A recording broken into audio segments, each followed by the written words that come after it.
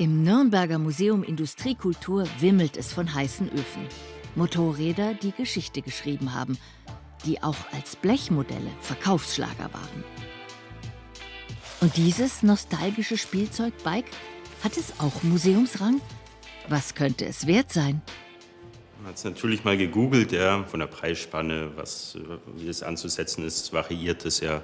Also ich habe von 500 bis 1500 eigentlich alles mal gesehen. Ich denke mal, das hängt auch von ab, vom Karton, ob der original ist. Und ja, das können wir selbst so schwer beurteilen. Grüß Gott. Grüß Gott. Das ist aber ein fescher Motorradfahrer. Wer darf denn damit spielen und wo kommt der her? Ja, der kommt aus dem Haushalt meiner Eltern. Wir haben letztes Jahr das Haus aufgelöst und da ist uns dieser Motorradfahrer so, wie ich ihn jetzt da habe, mit der Schachtel und dem Schlüssel zum Aufziehen, in die Hände gefallen sozusagen. Und ich weiß weder, wann mein Vater den erstanden hat oder ob er ihn selbst mal bespielt hat als Kind. Ich habe keine Ahnung. Man sieht ja schon an der dynamischen Haltung, dass das hier kein normaler Blechspielzeug-Motorradfahrer ist, sondern das Bein schwenkt weit aus. Haben Sie ihn getestet, ob er funktionsfähig ist? Wir haben ihn mal aufgezogen, Okay. ja. Also er müsste eigentlich funktionieren. Also dieser Motorradfahrer ist berühmt für die Komplexität des Mechanismus.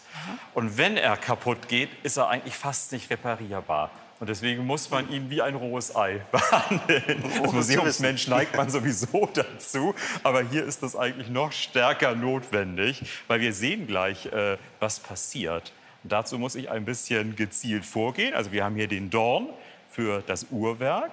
Wir setzen den Schlüssel auf. Wir drehen jetzt gegen den Uhrzeigersinn. Mal gucken, dass wir ein bisschen Spannung drauf haben, aber nicht zu viel. Und jetzt passiert, hoffe ich, wenn ich den Schlüssel abziehe, erstmal noch gar nichts. Weil wir haben im Grunde eine Feststellmöglichkeit auf der anderen Seite. Ich drehe das Ganze mal um. Und da sieht man, da gibt es so einen kleinen Hebel. Und wenn ich jetzt von der Bremse runtergehe und das Ganze auf Start bringe und darauf achte, dass der Wendekreis hoffentlich groß genug ist, und ich stelle ihn mal hin, ui, und er hat Power. Und wir sehen wunderbar die Auf- und Abstiegsbewegung, die hier vollführt. Das ist wunderbar, das zu sehen. Wir kommen hier etwas an den Rand und ich fange ihn mal auf. Ja, und das Werkzeug ist ein ganz besonderer Mechanismus. Und es ist ein Glücksfall, dass das noch so wirklich klappt bei ihm. Und man sieht, er funktioniert. Er konnte sogar noch Kunststücke machen. Das heißt, auf der anderen Seite, wo der Schlüssel steckt, gibt es noch einen Zusatzhebel, sodass man seinen Fahrweg sogar noch variieren konnte. Sie merken, das ist wirklich so durchdacht, so genial konzipiert. Das ist sicherlich unter den Motorradfahrern derjenige welcher. Ich schaue mir den gerne auch mal näher an. Wir haben hier etwas, was uns weiterbringt und was zum Hersteller sagt. Arnold steht hier auf dem Reifen. Und zwar handelt es sich dabei um eine Nürnberger Firma, die Blechspielzeug hergestellt hat mit sehr großem Erfolg.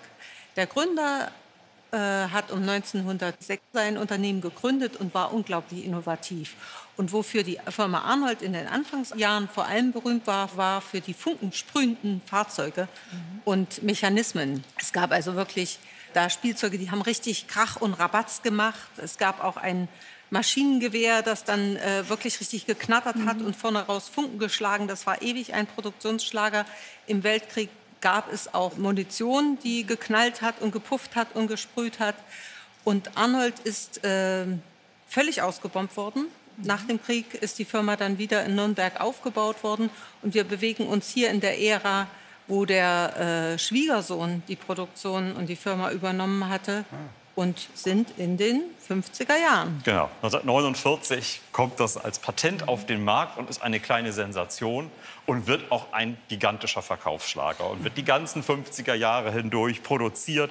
Es gibt Varianten von der Farbgebung. Also meistens zum Beispiel ist hier die imitierte Lederkluft eher in braun gehalten. Hier haben wir mal eine grüne Variante. Es gibt silberne Fassungen. Und das Tolle ist, es ist eben alles lithografiert. Das heißt, man konnte dann auch die technischen Details problemlos darstellen. Also simulieren natürlich, das funktioniert nicht wirklich, aber es zeigt im Grunde den Aufbau eines solchen tollen Motorrades. Und dass das ein Kindertraum war. Hier die Räder, die für den Antrieb sorgten, vorne nicht das Vorderrad, was sich einfach dann mitbewegt in dieser Kreisform. Also ein ganz differenziertes, geniales Spielzeug, was ich schätze mal 10.000-fach in die Kinderzimmer gekommen ist, aber selten funktionsfähig und in einem so schönen Zustand. Und wir haben eben sogar als Besonderheit noch einen Karton dabei, der aber, wissen Sie das vielleicht, ein bisschen so wirkt, als ob es eine Farbkopie wäre. Nicht mehr das Wissen wir leider Original. nicht genauer. Also ich denke, wenn ich es mir anschaue, sieht es so aus, als ob das aufkaschiert ist. Und da es eben auch den Originalkarton bei historischen Stücken gibt, ist hier die Überlegung, dass vielleicht einmal jemand gesagt hat, ach, das wäre schön, hier eine passende Verpackung zu finden. Und dann wurde der wahrscheinlich dazu angefertigt. Das ist im Grunde nur für den Preis entscheidend. Ich sage mal, für die Schönheit und diesen funktionalen Effekt des Objektes spielt es überhaupt keine Rolle. Das stimmt. Ja, vielleicht hat er es auch gar nicht gewusst, dass das nicht der originale Karton ist. Also ich muss mir wirklich noch mal genau angucken. Aber ja, ich bin auch der Meinung.